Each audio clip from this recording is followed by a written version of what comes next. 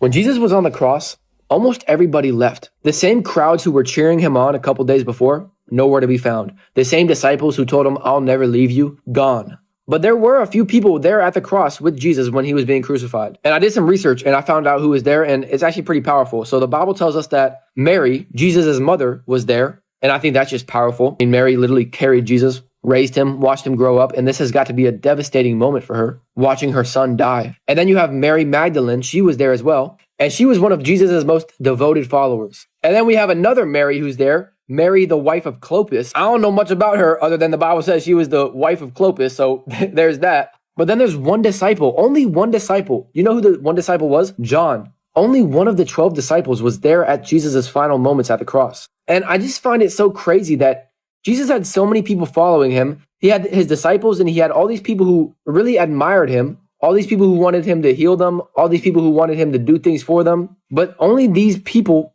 were there for him at the very last moments. And there was only a few at the cross with him, because it's easy to follow Jesus when he's feeding the 5,000 or he's doing miracles and when everything is going your way. But I think the true question is, will you stay when it actually costs you something? Because a lot of people just want to be fans of Jesus, but not followers of Jesus. A fan is someone who wears a cross on their chain, but a follower is someone who wears a cross on their back. A fan is someone who just watches on the sidelines, but a follower is someone who's in the game. Jesus is not looking for fans. He's looking for followers. So many people want to be close enough to Jesus to get all the benefits, but not close enough to where they have to sacrifice anything.